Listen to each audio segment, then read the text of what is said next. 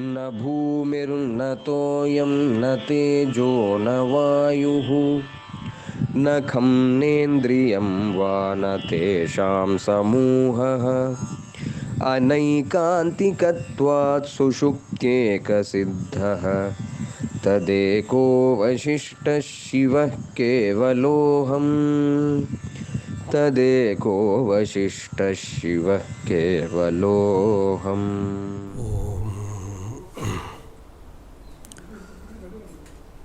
अनाद्यन्तमाद्यं परं तत्त्वमर्थं चिदाकारमेकं तुरीयं त्वमेयं हरिब्रह्ममृग्यं परब्रह्मरूपं मनोवागतीतं महर्षैवमीडे जगन्नाथ मन्नाथ गौरीसनाथ प्रपन्नानुकम्पिन् विपन्नार्तिहारिन् महस्तोममूर्ते समस्तैकबन्धो नमस्ते नमस्ते पुनस्ते नमोऽस्तु। यथा कर्णरन्ध्रं व्रजेत्कालवाहद्विषत्कण्ठगण्डागणात्कारनादः वृषाधीशमारुह्य देवौपवाह्यं तथा वत्समाभिः इति प्रीणयत्वम्।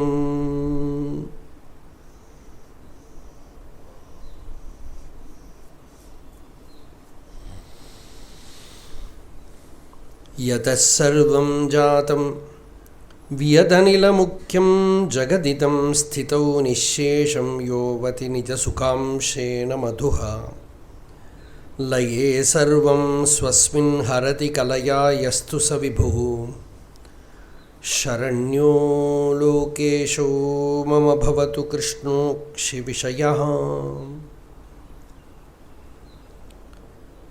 वेदान्तार्थविभासकाय यतये शान्ताय सन्न्यासिने नानापादिनगेन्द्रसङ्घपवये योगीन्द्रवन्द्याय च मोहध्वान्तदिवाकराय भगवत्पादाभितां बिभ्रते तस्मै भाष्यकृते नमोऽस्तु सततं पूर्णाय बोधात्मने।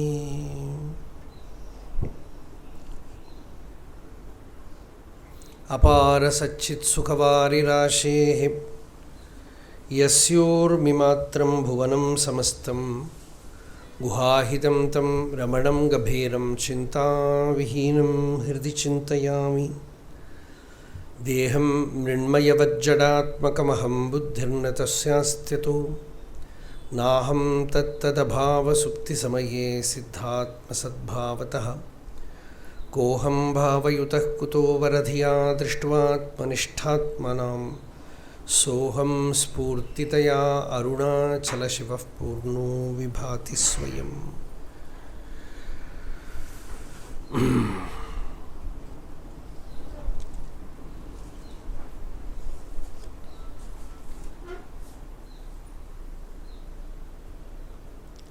The supreme authority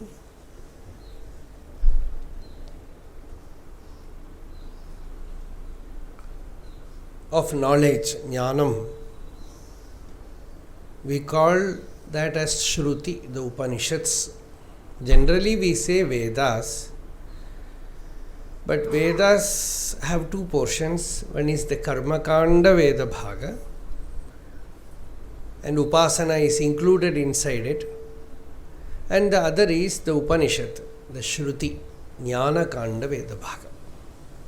So when we say supreme authority, Parama Pramanam, it is generally what is meant is the Upanishads, which is dealing directly with the self, Atma, which is Shashvata Vastu. So when the scripture is speaking about the eternal truth, then that scripture also becomes pramana, authority. Based on that,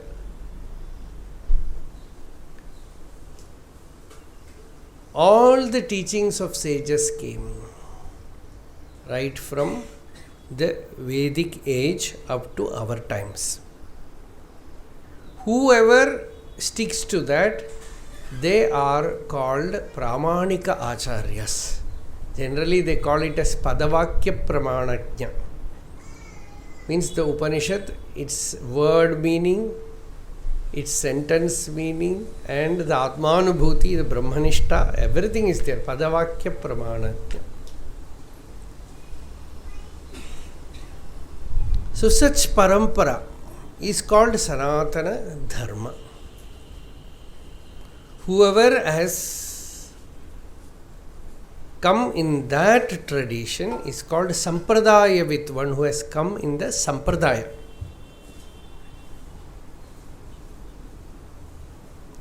Any person can have the same state of knowledge independently also. For example,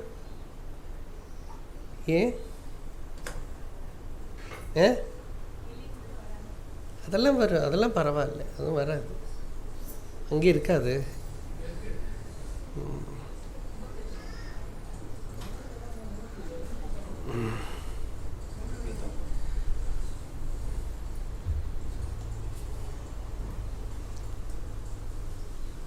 So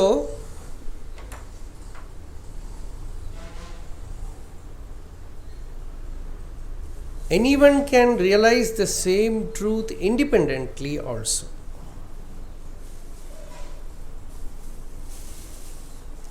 Backல chair இருக்கா? இருக்கா? வா.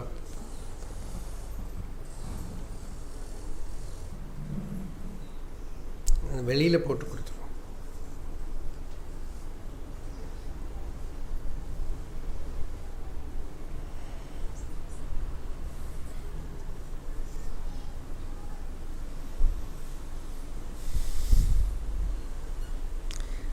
So, those who have got the realization independently, although we say Bhagavan attained it independently, Ramakrishna, but Ramakrishna's case, he heard all this jnanam from wandering sadhus.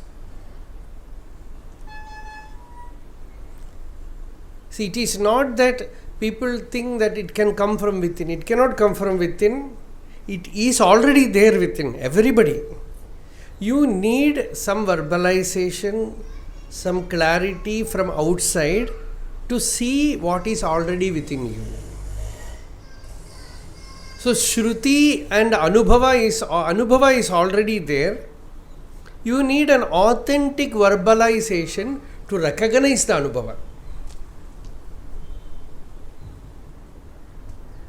That is what Bhagavan also tells Arunachala. He calls Arunachala as his Guru, he calls Arunachala as his Veda, he calls Arunachala as his Mahavakya.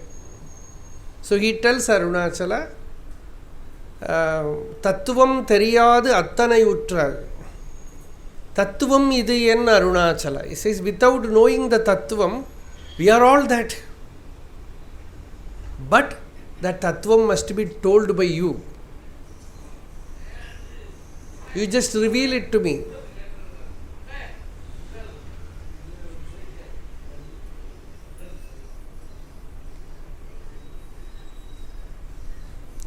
So this is the secret of it.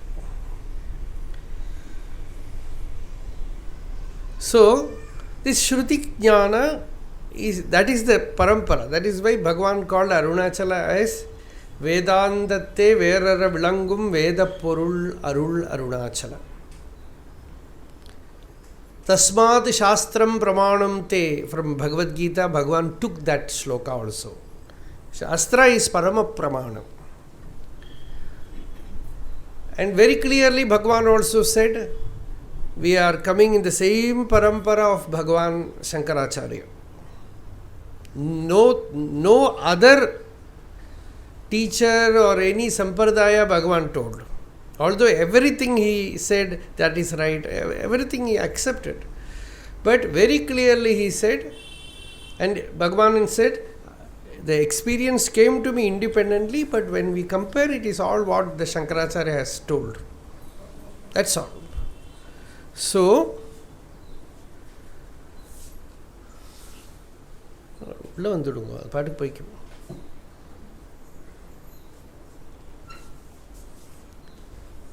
big samsara is not needed for frighten us.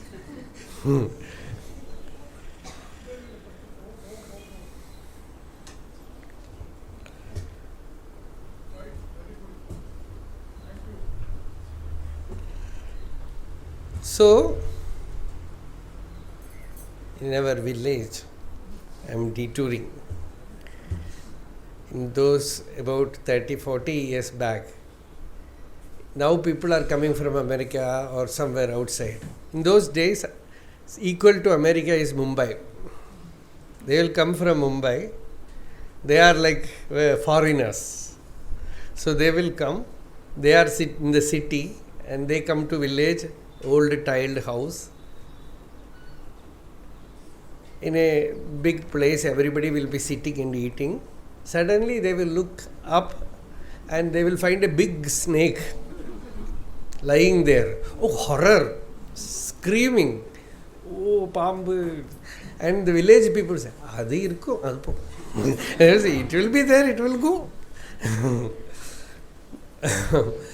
Sometimes it will be dangling down. And these things, sometimes this rat will come and while sleeping take dead skin from the feet. It has happened to me also. With all that only we live, but now we have constructed our homes in such a way that no rat can come, no cockroach can come, no lizard can come. So when they come, they look like lizard looks like a big dragon. That.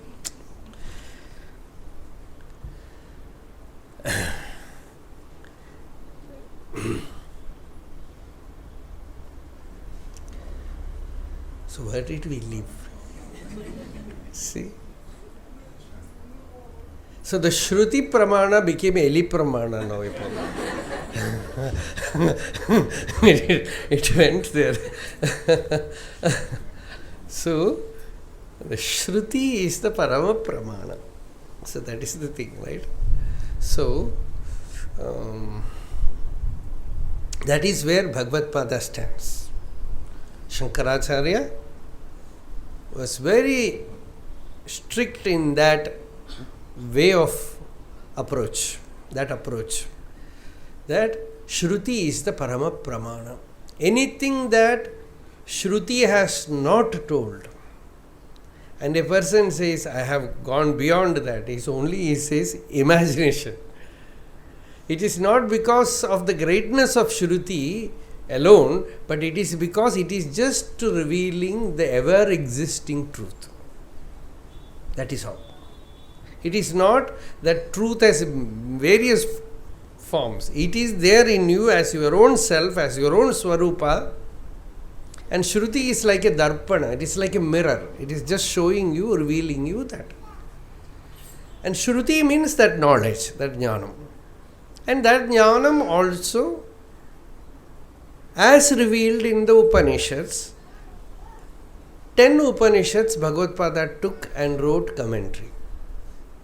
Because if we say Upanishad is Pramanam, people will start writing Upanishads.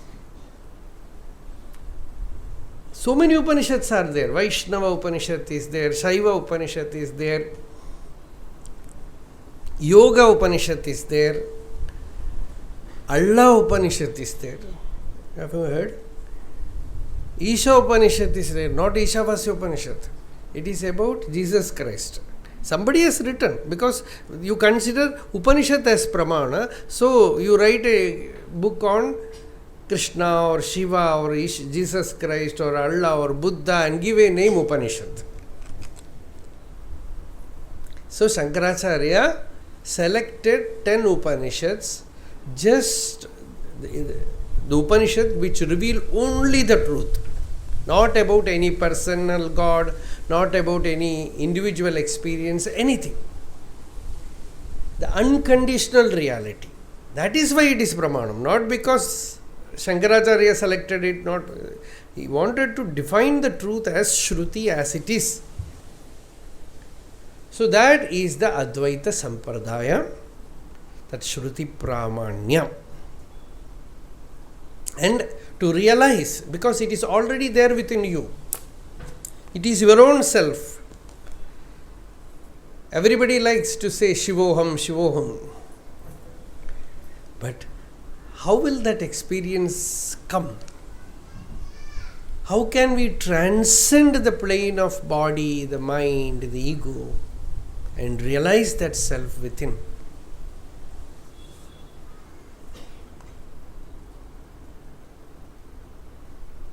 And the Shruti Vakya is na karmana, na prajaya, na dhanena, tyagena amritatvamānashuhu. This is the Pramana Shruti. Not by any action, not by begetting children, progeny, not by accruing wealth, but by only renunciation one attains that highest realization.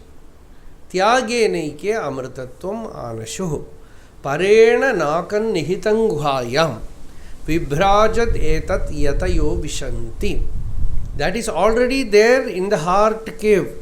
Dahram vipapam parameshma bhutam yat pundarikam puramadya samstham.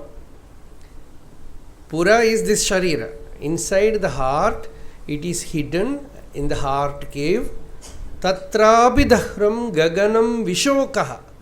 There is a space which is untouched by suffering, sorrow. Tatrapi dahram gaganam vishokas tasmin yadantaha tadupasitavyam. That which is within, that means it is its very swarupa. That one should meditate. And how do we meditate? Vedanta Vijnana Sunishitarthaha, by firm conviction on the Vedanta Vijnana, Upanishad Jnana, and Sanyasa Yoga, by the yoga of Sanyasa. Sanyasa Yoga is not simply outer Sanyasa. Outer Sanyasa is one path.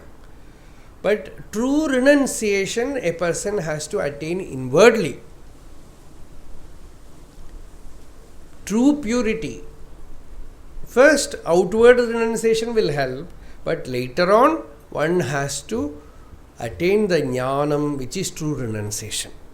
Jnanam sannyasa lakshanam. Sannyaso nirmalam jnanam. Pure jnanam is sannyasa. Atma jnanam is sannyasa. When Atma jnanam is perfect, when Advaita jnanam is perfect, then the person knows everything is God. Everything is divine. See, first we say, I am not the body, I am not the mind. This is the way to attain the self. Later on, the person finds the body, the mind, the world, whatever he renounced, negated. It is all divine. Isha vasyam idam sarvam. Idam sarvam adayam atma.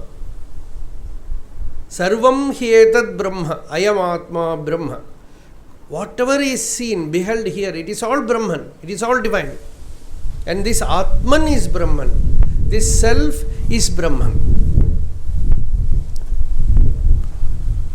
So, this is the ultimate state of Advaita Jnana, which Bhagavan Sankaracharya has revealed in his Upanishads Bhashya. And Sannyasa Ashrama Bhagavad-pada took by tradition. The tradition prescribes it, so he took it. For Vedanta Jnana. That ashrama is called Mukti Ashrama, Moksha Ashrama.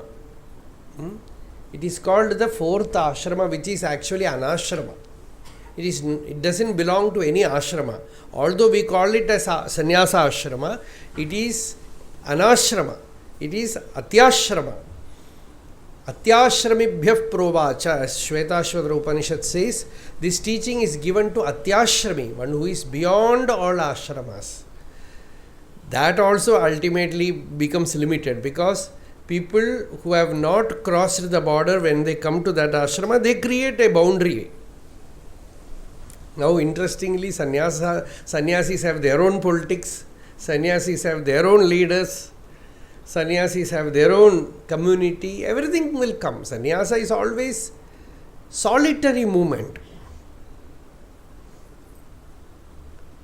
It is a solitary movement. It is like ekayeva charet tasmat kumarya iva kankanaha. So that is the Paramahamsa dharma. So this Paramahamsa dharma Bhagavad Pada took, and when the person enters the sannyasa ashrama, he naturally walks out of all limitations, like mother, father, relatives, husband, wife, children. From everything he goes out. But there are two types of sannyasis. One is Vividisha sannyasa. That is sadhaka sannyasi. A person who takes sannyasa for doing sadhana and realizing the truth. And there also you can find many categories. Some people, they come step by step. Brahmacharya ashrama, grihastha ashrama, vanapastha ashrama. Then slowly in the old age, generally what is prescribed is after 70, they give up all the Vedic things and study Shastras, and many people will not have that intellectual power to study. So they will just stick to Pranava Japa and quietly end their life. This is the sannyasa ashrama in the krama. And Vairagya sannyasa. People generally suddenly become dispassionate because some fight ensued in the house, and he becomes dispassionate and goes out. After 2 days comes back.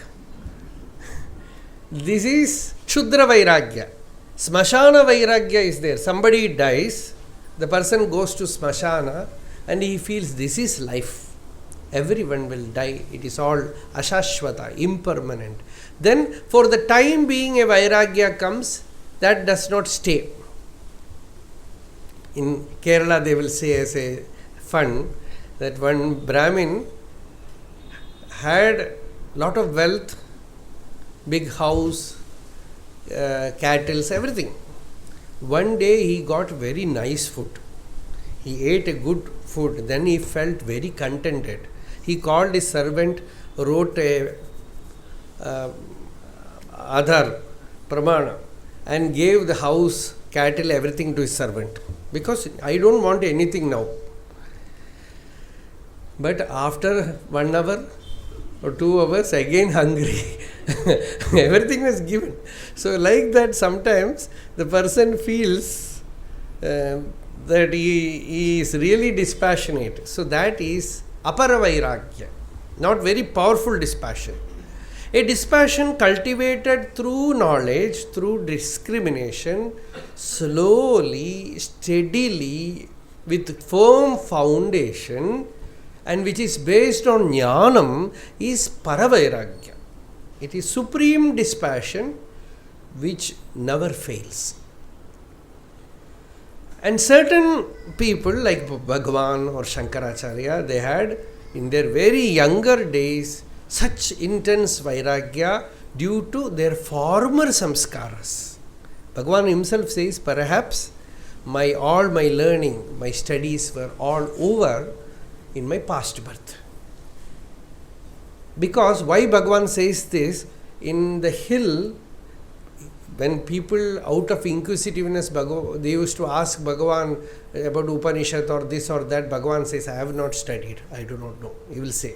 But with real longing, true inquisitiveness, not casual inquisitiveness, when somebody used to inquire or ask him, he used to teach them even the bhashyas. That is, Jagadisha Shastri has written about this in Upadesha Sahasram, Upadesha Saram commentary in the beginning. Bhagavan used to reveal to us even the secrets of Upanishad Bhashyas. In the hill, there was one Jada Padmanabha Swami. And he had a collection of all the Shastras, books in his ashrama. Bhagavan used to wander in the hill, go to that place, take one book, read it. Bhagavan used to say, my mind at that time was Sattva Shuddha. So whatever I just went through once, it was all absorbed inside. Because the truth was already realized, just needs a conviction from the Shastras. Just to go through the pages, it is all clear. So like that, voraciously Bhagavan has absorbed so many books from that Padmanabha Swami's library. One day, they never thought that Bhagavan knew anything. He was very young at that time. He was reading some book.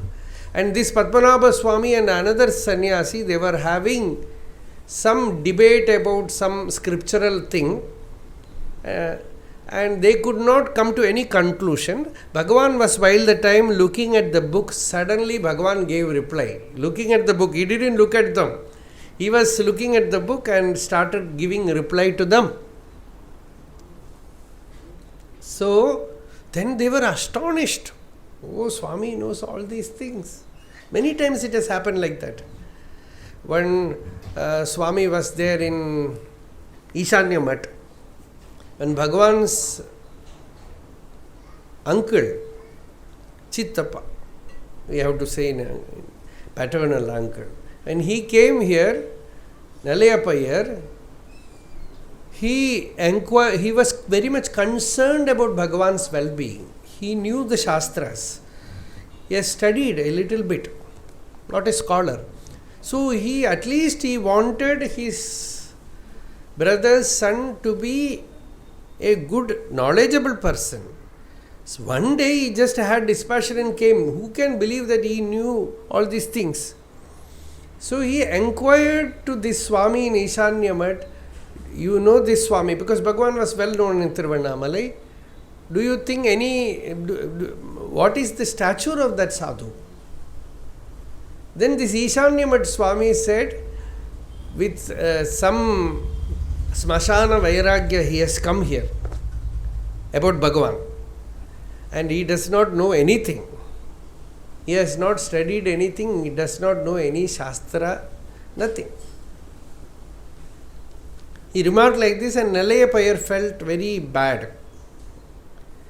And one day, Nalayapayar went to Virupaksha Guha to see Bhagavan. He somehow wanted to cajole and take Bhagavan back to Madurai. At that time, Bhagavan, because of that or because of his that inner state, he never bothered to look at them or talk to them or give any reply to them, whether to his mother or to his family people.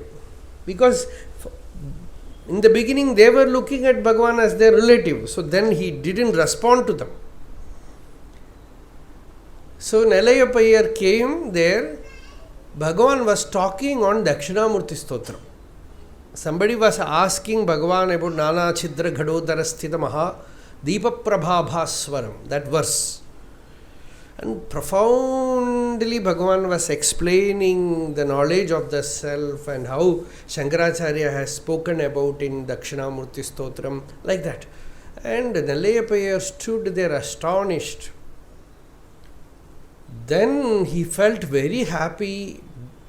Then Bhagavan saw his uncle standing there.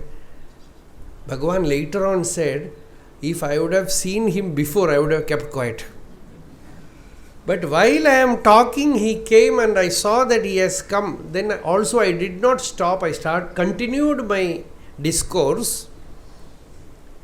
That actually had a good result, Bhagavan said, because he felt happy, contented. After that visit, within few months, he dropped his body. So at least he went with a contentment. Otherwise, he was feeling very bad about me, that I have no Shastra Jnana, I have no knowledge of the self. I am simply here with some petty vairagya. So he felt very happy.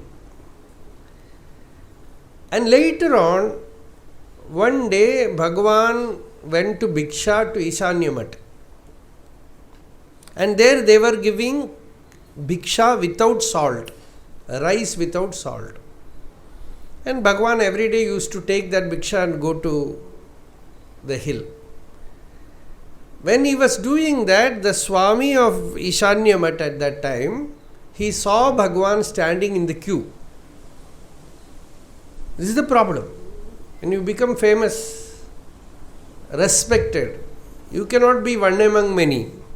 So Bhagavan loved that. So he was standing there. Oh, Swami is standing with all these sadhus in the queue. He has come to take bhiksha. So he just rushed and brought Bhagavan inside. Made him sit. Put a big leaf and all delicious foods were served. Food was served. And Bhagavan, what to do? He ate. After that, Swami said, Bhagavan has come here. You should talk something to us. Then Bhagavan spoke to them on Bhagavad Gita, Vivekachudamani, something like that. At that time, the sadhu who told Nallayappa Iyer that Bhagavan did not know anything was there. So he told Bhagavan Swami, many people have told that you are a ignorant person. I did not know that you knew all these things. I committed a sin like that. He started weeping. Bhagavan, after that, he didn't go there to Ishanya Mat. Because they have recognized that he is coming. So from tomorrow onwards, every day, they are also full sapad. So he didn't go there. So, this Shastra Jnana is not compulsory. Atma Jnana is what we are seeking. But it should be what the Shastras say. That is the condition. It should be Pramanika. What all the sages have realized. What is Shastra? Shastra is also the realization of sages only. Brahmavadino vadanti. That is the Upanishadic way. The Brahmavadis are speaking, says the Upanishad. For the Upanishad, Brahmavadis are Pramana. For the Brahmavadis, Upanishad is Pramana. So, the Upanishadic authority is needed. That is what Sankaracharya said. So, there sannyasa is prescribed for Vedanta Jnana.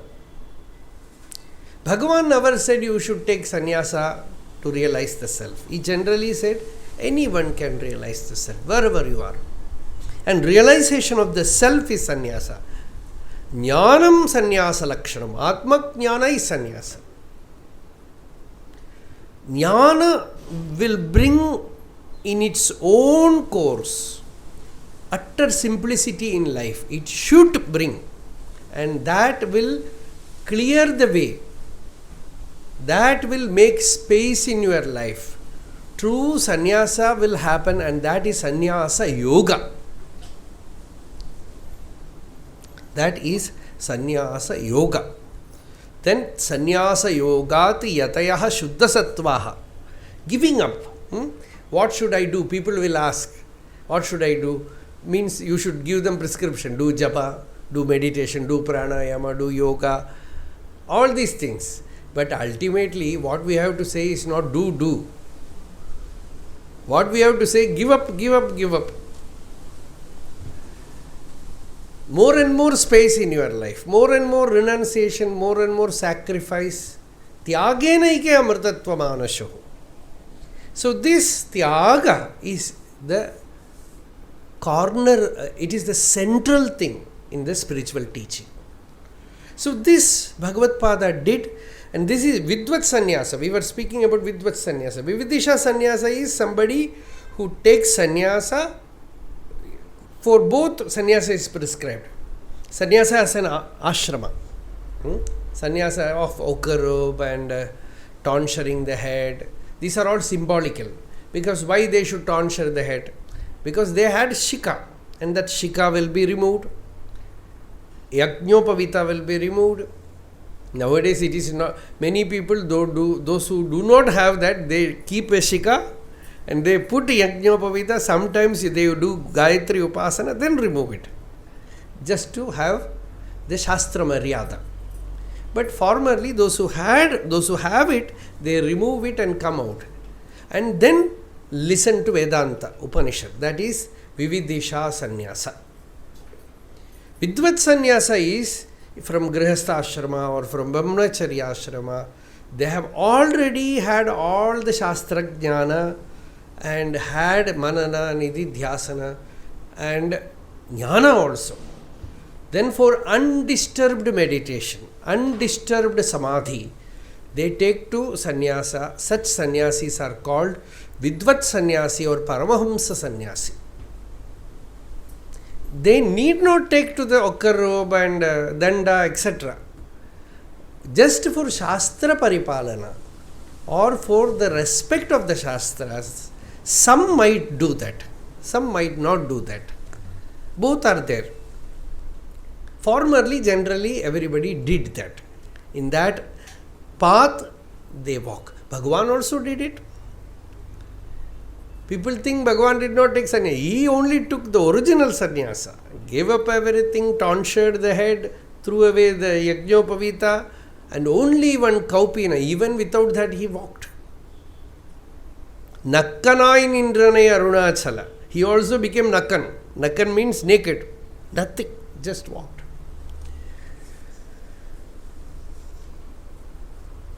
And that sannyasa, giving up everybody, Bhagavan came here.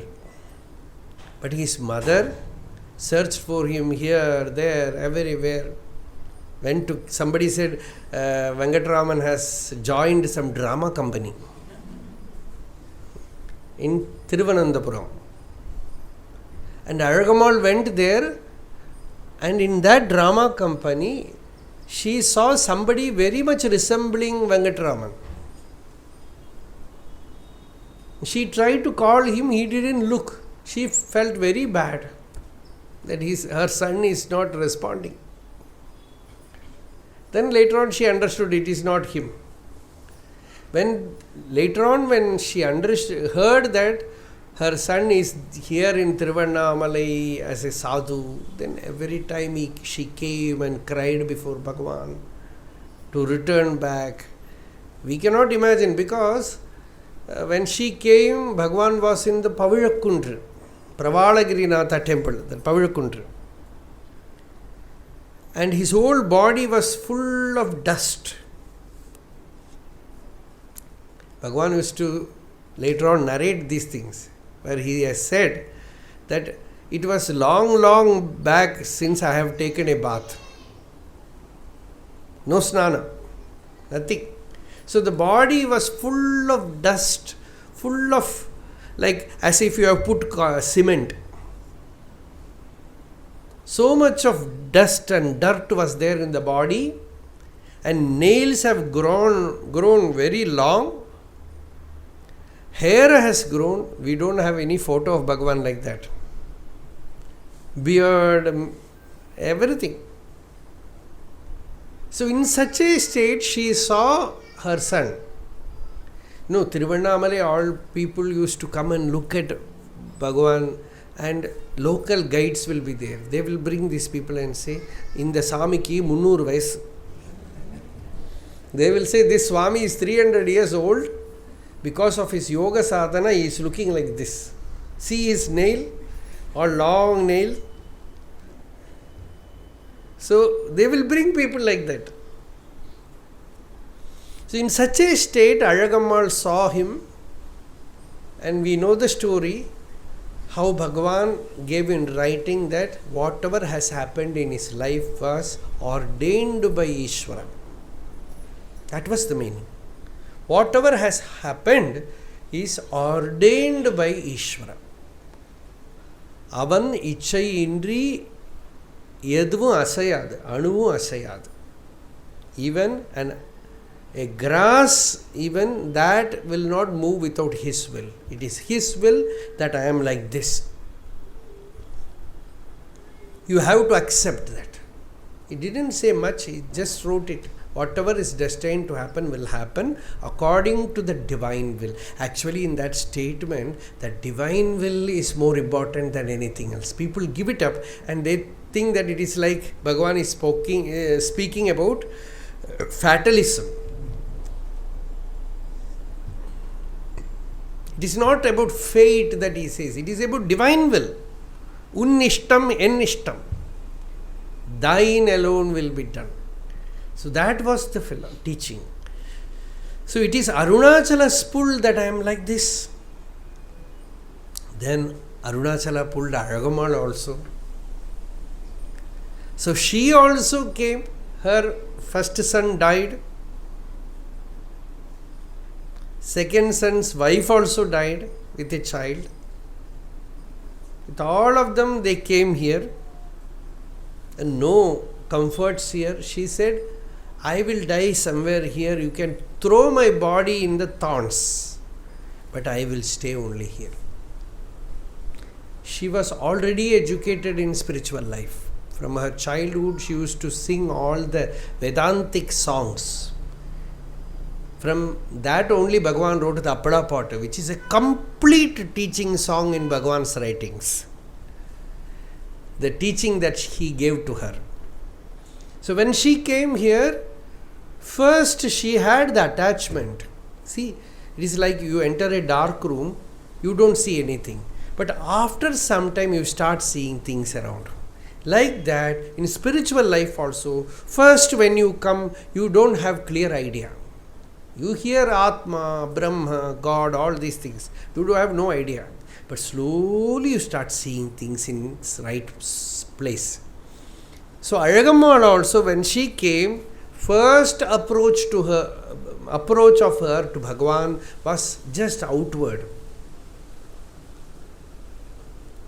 Bhagavan says, Unnai naan uruvana enniye nanna. Just as he said about Arunachala. Arunachala, I came and saw you as a form, as a hill. But more and more intimate I became with you. I understood that you are within me in my heart as my own real self. To see you as the infinite space. Nunnuru nayan vinnuru nannida ennalai irum. You are the subtlemost thing. When one wants to realize you, you are the infinite space and the thoughts are all hushed to silence. So when she came to Bhagavan renouncing everything as a sannyasi, Bhagavan took care of her, gave her bath,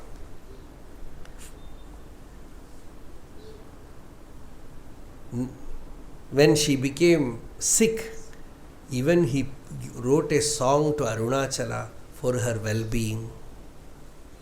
In that song, Bhagavan says, Arunachala, she has come with immense dispassion. Let not her body fall before she realizes the self. That is the implied essence of that song. It is not that Bhagavan wrote any song for his mother. He found that she is in a right attitude. Now is the time to realize the self. In this birth, her son is an enlightened sage. Who knows if she takes another birth, what will happen to her? So let her future birth be burnt now. So before that, let not her body fall. That was the prayer. Iddeham vizhummun bhujipadarku sheravarum jagattire. As Tayumanavar sings, O people in the world, O wise ones, before this body falls,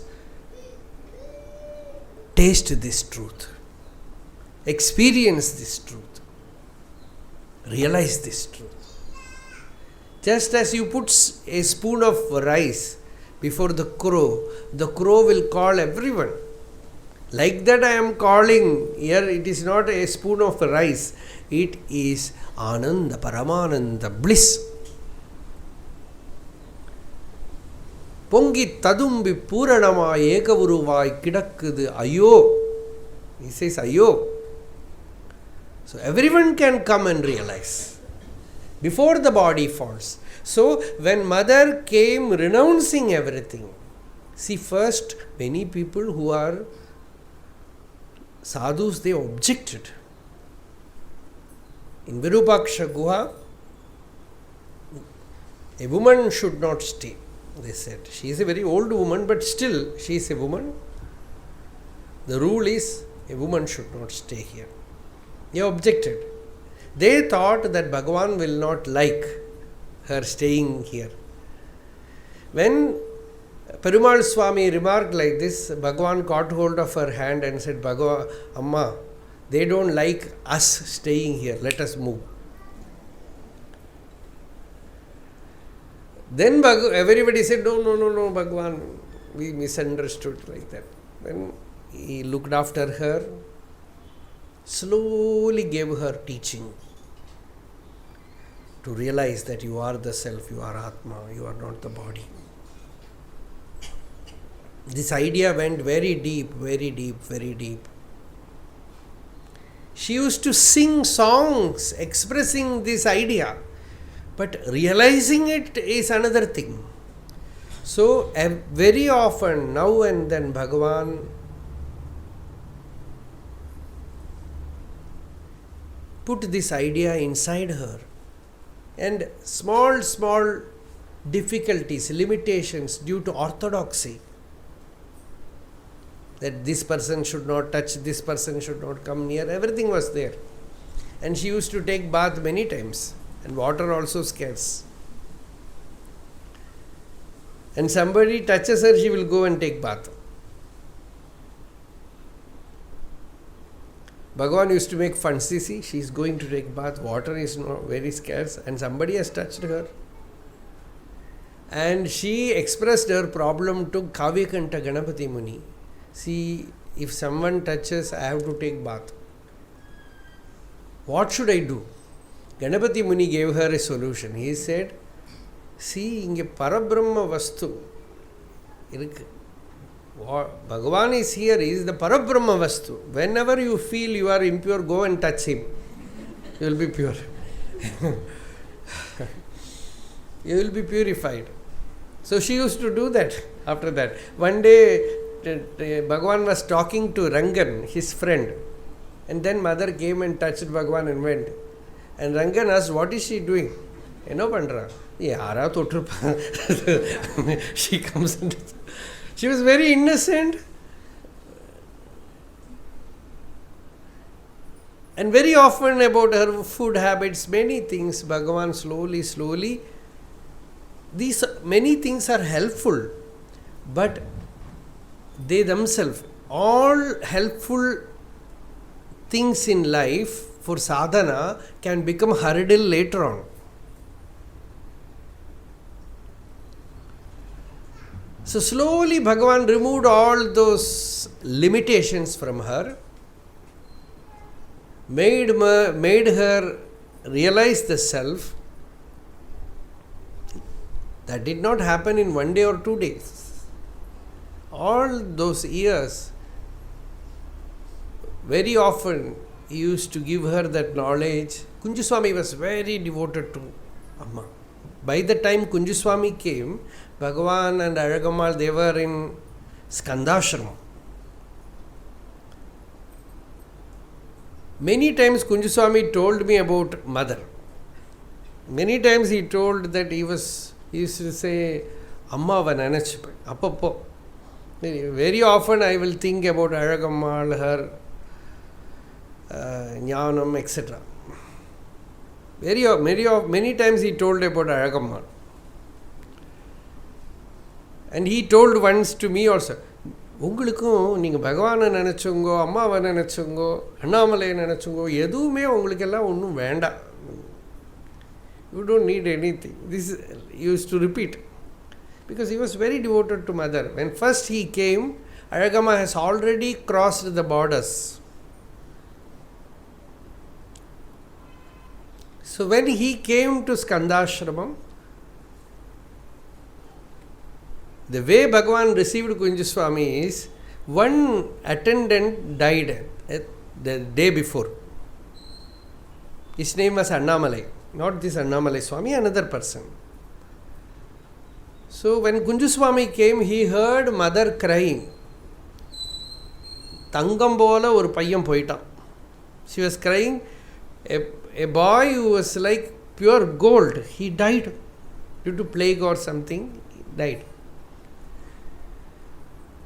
Then Bhagavan told, Urtham pona enna idortham vandutan.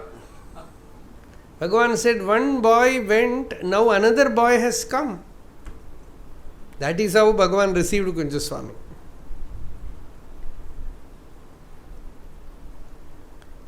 And when she was in Skandashramam in Virupaksha Guha, Bhagavan gave the teaching, and the highest teaching he gave her, and because of her we got this Appalapat. With making this appalam,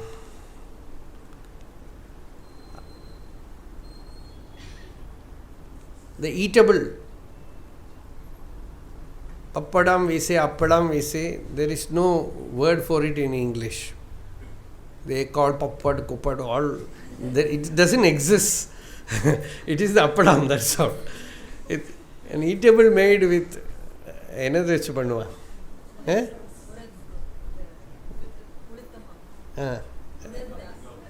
In the flow? Yes. So, there Bhagavan gave all viveka, vairagya, satsanga, tapas, meditation, jnana vichara, mauna, everything included in that. Guru bhakti. In no other song Bhagavan gave such complete list. In that Appala part, he gave the complete list of Vedanta. Appalam ittu paru, adai shaapittu un aashayai theeru. This one line is full. He told Azhagammal, if you want to eat something, eat the appalam that I am making. I am giving you.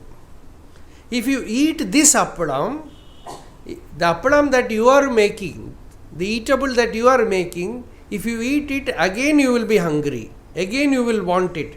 But the appalam that I will give you, if you eat it once, all your desires will be finished. You will be satisfied, eternal satisfaction will come, complete satisfaction will come. Un aashayai theeru. And who has given the recipe? Bhagavan says, Sadguru Ibbuvi Tannil Yengithiriyamal Appoda Sukha Sadboda Sukha Sadguruvaanavar Seppadu Sonna Or Mozhiyin Padi Appalamittu Paru. Why do you wander about in this world with ekam? Ekam means that longing, that feeling of lacunae, some feeling of stress, anxiety, desire, ambition, jealousy, anger. All collectively is ekam. Feeling completely depressed, left out. Why do you wander about in such a state? When such a Sadguru is there, who is the Sadguru? He himself. Ramana Sadguru. Because who is a Sadguru? One who has known, realized the self is the Sadguru. A doctor can really claim he is a doctor because he knows. There is a saying in English, a person who knows not is a fool. Ignore him. He knows not that he knows not. Ignore him. He knows that he knows not. He is humble. he can learn later on. He knows that he knows. He is wise. Learn from him. So Bhagavan here declares like that, you have this Sadguru here, get this knowledge of the self, Sheppad Shonnavor Mozhiyin Padi. Without uttering a single word, he can give you the knowledge. That Mauna Vyakhya Prakatita Parabrahma Tattva. As Dakshinamurti, Arunachala Dakshinamurti gave this teaching through Mauna, the same teaching is coming verbally also. Appalam ittupparu. To attain that Maunam, you do this Appalam, this preparation. And beginning with all prerequisites, everything for attaining realization, Bhagavan gave a big list. Prepare this appalam, eat this appalam, thane thanaha bhujikya tanmaya appalam ittu paru. This appalam you have to make, and this appalam is you, and you have to eat it yourself and be completely satisfied. Reach the supreme beatitude, contentment of realization, illumination. So he gave this teaching to Azhagammal, and at last, when she was in the deathbed, he gave the Mahavakya, he gave the Upadesha, he made her realize the self within, he made her mind enter the heart, and all the vasanas were burnt. Until she attained the highest realization, he sat with her and confirmed that she has attained the supreme. No more birth for her. The vasanas that could take future births were all burnt in the realization, in jnana. You can see Kunju Swami explaining all this. Video is there. If you go and check in the YouTube, he himself speaks, because he was with them at that time. How Bhagavan sat and like that. These things.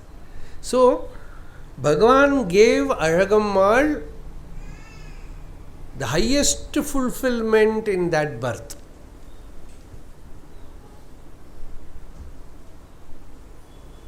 She was Bhagavan's real Shakti. Hence she was established with Sri Yantra, etc. Like Sharada Parameshwari in Sringagiri. We can decode Bhagavad Pada's life from Bhagavan's life. He established mother's body was brought down, and the Samadhi was made, and the Sri Yantra was established there. Naturally, Bhagavan never did anything voluntarily. He never said, create a temple, etc. No. He was absolutely indifferent. But the things happened around him. The temple was built, and just like Sharada, here also the Yogambika was installed. Sri Yantra was installed.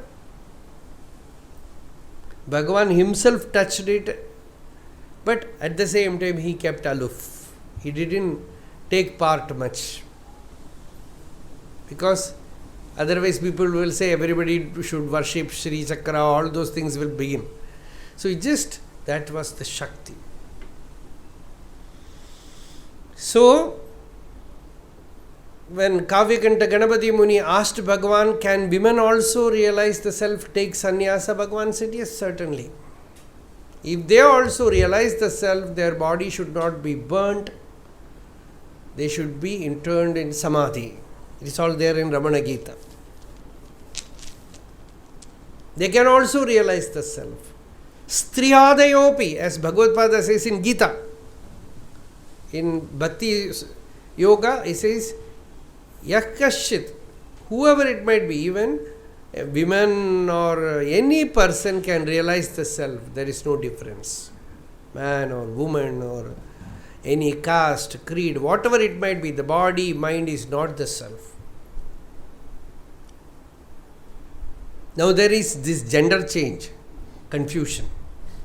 Recently I heard people, one person saying that in America they say it is a spectrum.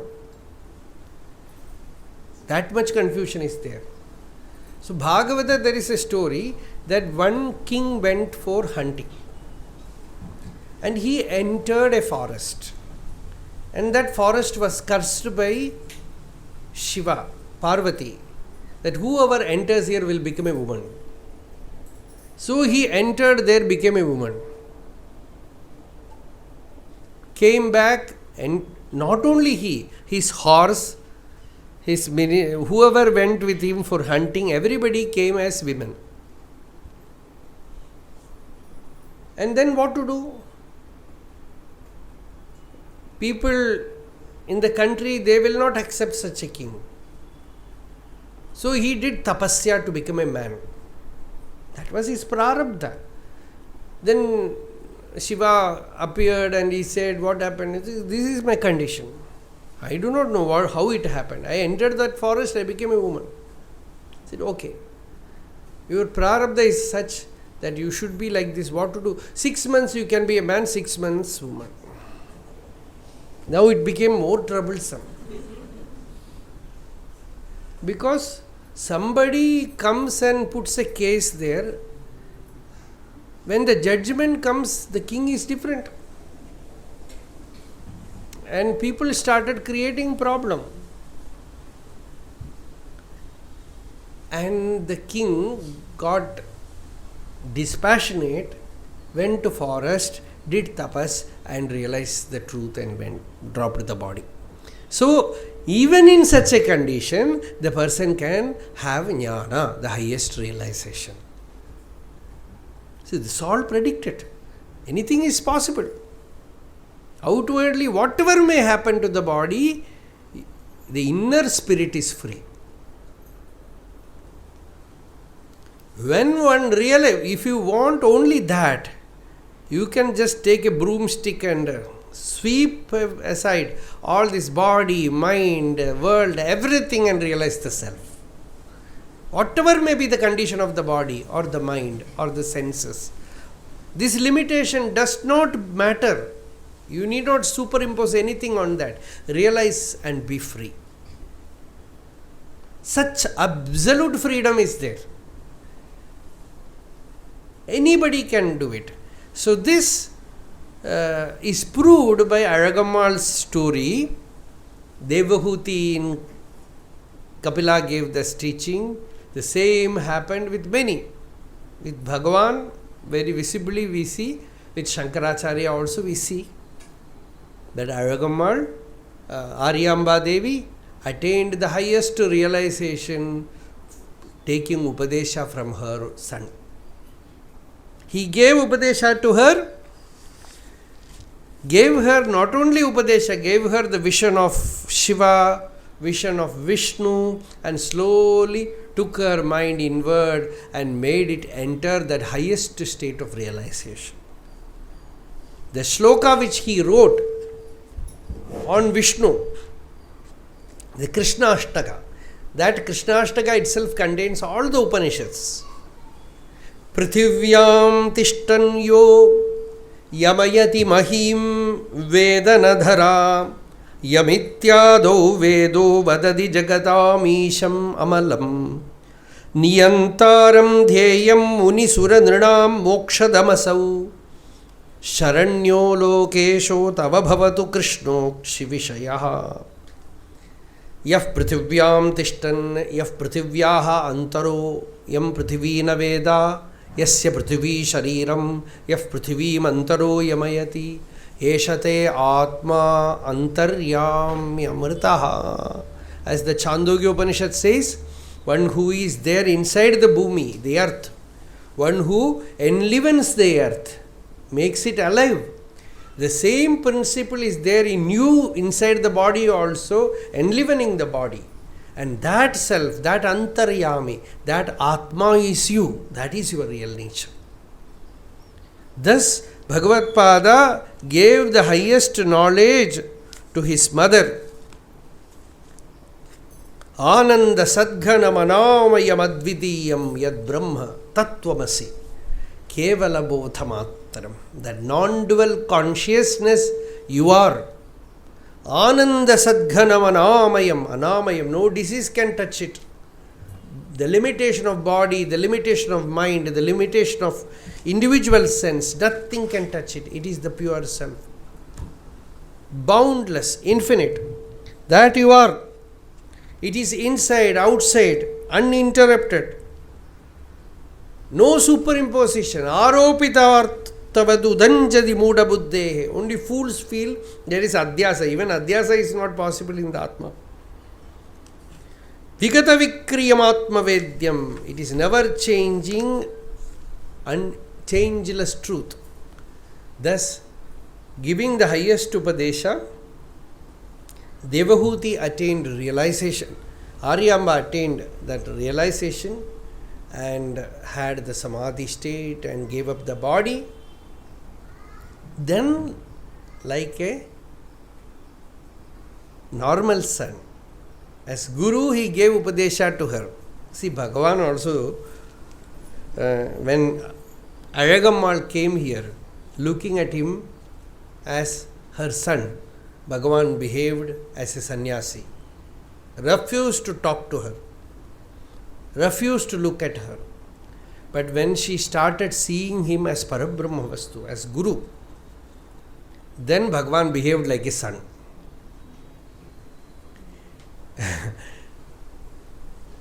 Bhagavan behaved to her like a son. He called his younger brother as Pichai, as they used to call him before. But his younger brother also never looked at Bhagavan as his elder brother. He looked at Bhagavan as Parabrahma Vastu, as Guru, as Sachidananda Vastu.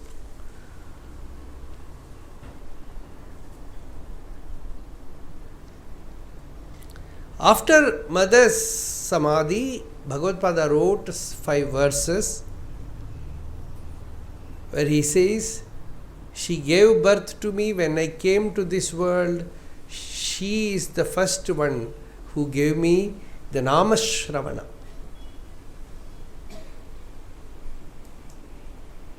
She chanted Bhagavan Nama. Hearing that, I came to the world. She, with so much love, with affection, motherly affection, she used to call me with various sweet names. Muktamanistvam, Nayanam Mameti, Jiveti Rajeti Chiram Sutatvam, Ityuktavaktyaha Tavavachi Mataha Dadamyaham Tandulameva Shushkam.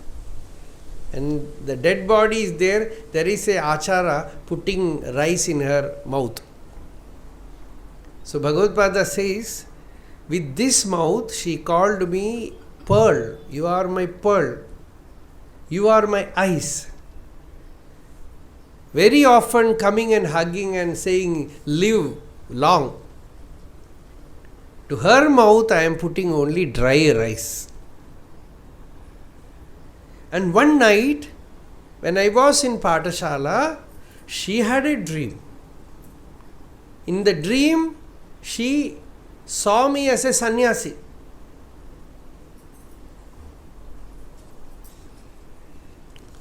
Then, totally shaken by that dream, Swapana Kale tu Drishtva Prarudha. She came running to Padashala and started weeping. Oh mother, now see, the whole Padashala is weeping for you, he says. The entire world is crying for you. Saying this, how a mother takes care of her son, Astam, Tavadiyam, Prasuti Samaye, Durvara Shulavyatha, Nairuchyam, Tanushoshanam malamayi shayacha samvatsari ekasyapi na garbhabhara bharana kleshasya yasyaha kshamo jatum nishkriti munnatopi tanayaha tasei jananyai namaha. To that mother I bow, pay obeisance. Nobody can pay the debt towards one's mother. Prasuti samaye, when I was born in this world, so much of pain she underwent. And when she was pregnant, she had all her taste buds were all insensitive. And body became shoshanam, dried up. And when I was born, all my that babyhood, she took care with so much love. All that, how can I pay back? Just like an ordinary son, he wrote these verses to her and offered these verses. And the rituals that had to be done was done. And some more days they stayed in Kaladi. By the time Sureshwaracharya and others reached Kaladi, they paid obeisance because Sankaracharya came before, and later on he said to Sureshwara, you all slowly make arrangement and come to Kaladi. So they, with all the disciples, only Shankara and Chitsuka came to Kaladi. During the conversation, Chitsuka asked Sureshwaracharya about their journey. Sureshwaracharya replied, the very next day after you left, we gathered everything and started our journey. We reached here in about 25 days without resting much on the way. When Chitsuka heard this, then only he woke up. Because for him, that day they were walking. And Sankaracharya was talking about the state beyond time and space and what they call time travel, like that, the Yoga Siddhi. Something like that Sankaracharya was talking to him, and they were walking, and after some time they saw Kaladi, and it became so natural, it looked so natural to him. And after that, looking after Aryamba, giving her Upadesham, making her attaining that highest realization, and the Samadhi, everything has happened. Now, after 1 month, this Shishya Sangha has reached, and they say we started walking next day. So, Chitsuka was dumbfounded as more than 20 days had passed since they arrived at Kaladi.